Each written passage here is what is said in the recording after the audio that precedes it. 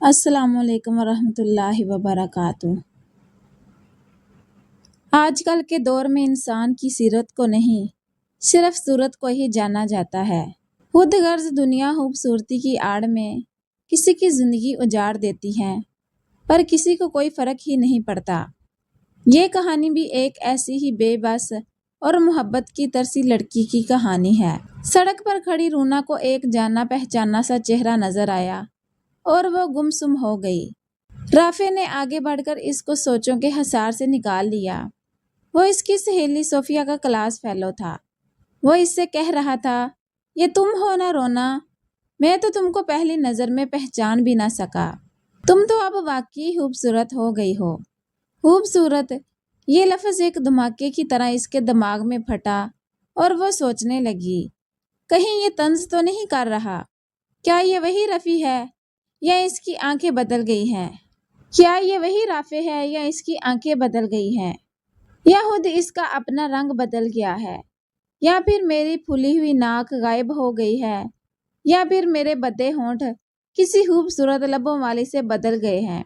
وہ سوچ رہی تھی کہ میں تو خود کو دنیا کی بدصورت ترین عورت سمجھتی ہوں، آج میں کیسے اچانک خوبصورت ہو گئی؟ تبھی رافع نے اس سوچوں میں گم لڑکی کو یہ کہہ کر چونکایا، آؤ میرے ساتھ، سامنے ریسٹورنٹ میں چل کر کافی پیتے ہیں۔ اس نے پیار سے رونا کا ہاتھ تھام لیا۔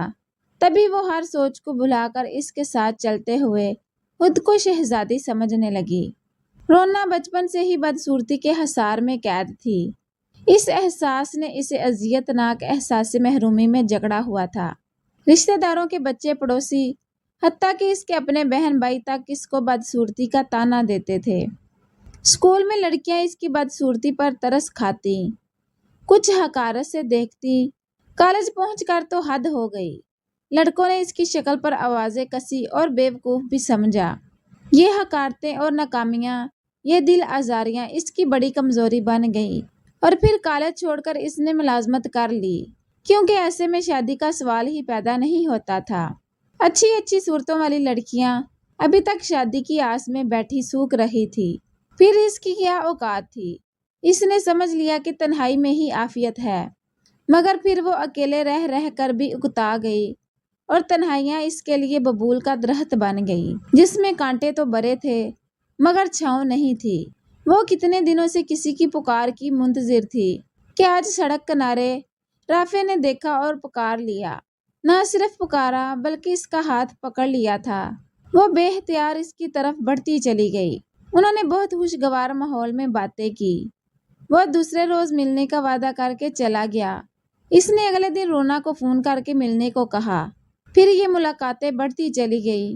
اس کے لیے یہ ملاقاتیں خوشگوار احساس کے ساتھ ایک معاملہ بھی بن گئی۔ وہ حیران تھی کہ رافع جیسا خوبرو شخص، جو صوفیہ کی موجودگی میں آنکھ اٹھا کر اس کی طرف دیکھنا پسند نہیں کرتا تھا، اب کیوں کر اس کی بدصورتی کو اہمیت نہ دیتے ہوئے اچانک زندگی کے 35ویں سال میں قدم رکھتی رونا پر مہربان ہو گیا تھا۔ وہ اس سے روز اصرار کر کے ملتا اور بہت پیار سے باتیں کرتا۔ ایک روز ڈرتے ڈرتے رونا نے بلاہر رافع سے دل کی بات کہہ ڈالی، تمہیں مجھ میں ایسی کیا دلکشی نظر آنے لگی کہ بے اختیار میری جانب کھینچے چلے آتے ہو؟ وہ تمہاری اتنی خوبصورت محبوبہ دل نواز صوفیہ کہاں چلی گئی ہے؟ یہ سن کر رافع پہلے ہنسا، پھر بولا، عقل مند خاتون، خوبصورتی سے چوٹ کھایا ہوا انسان ہی تو بدصورتی میں پناہ ڈھونڈتا ہے، کم از کم بدصورتی بے وفا تو نہیں ہوتی۔ تب رونا نے اس کو غنیمت جانا اور سمجھی کہ وفا شواری بدصورتیوں ہی کی میراث ہے، اور وہ خلوص کے ساتھ اس کی جانب قدم بڑھانے لگی۔ اس کو حالات کے بدل جانے پر یقین نہیں آتا تھا۔ وہ تو اس وقت کو ایک عارضی حسین خواب سمجھ رہی تھی۔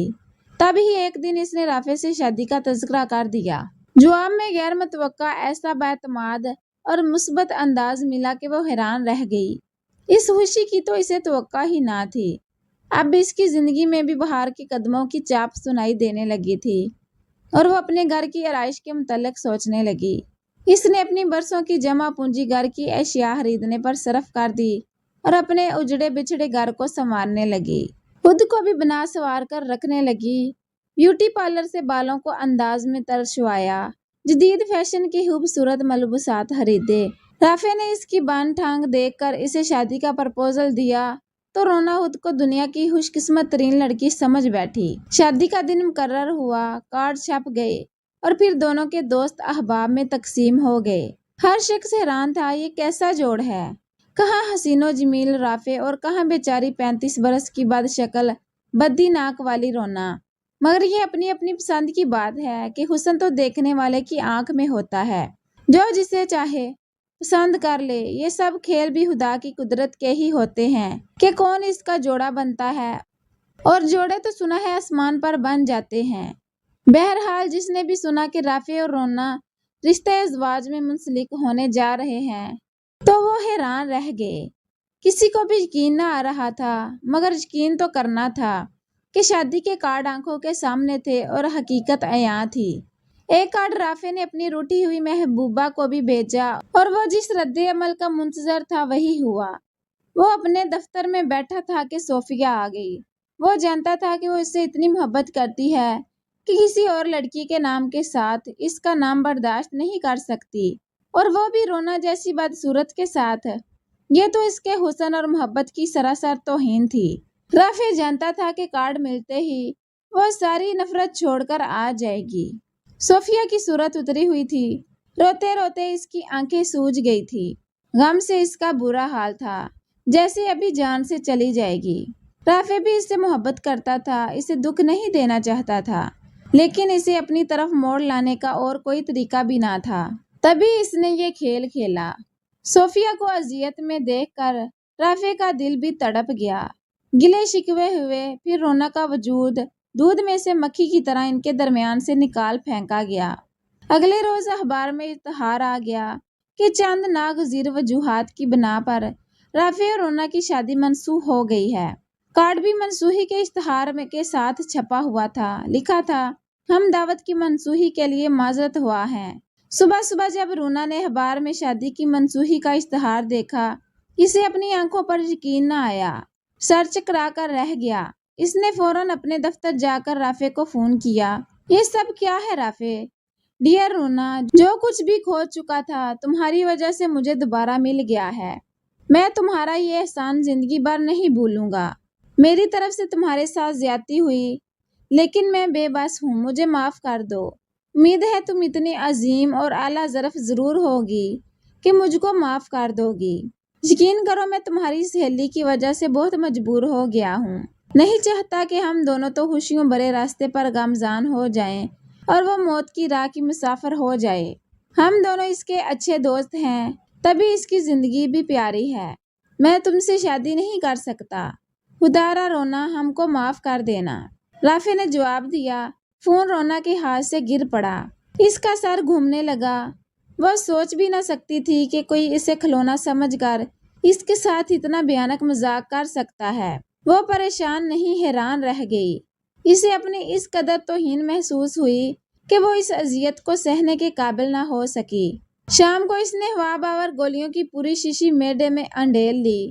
پڑوسی اسے اسپتال لے گئے۔ اس کی پڑوسن کسی کام سے اس کے گھر آئی تو رونا کو فرش پر بے سدھ پڑا پایا۔ اس کے شوہر نے پولیس کو فون کیا اور اسے اسپتال پہنچا دیا گیا۔ ڈاکٹروں نے اس کی جان بچانے کی پوری کوشش کی مگر ناکام رہے۔ وہ اس بے رحم دنیا سے منہ موڑ چکی تھی، پر اس کے جانے سے کسی کو کوئی فرق نہ پڑا۔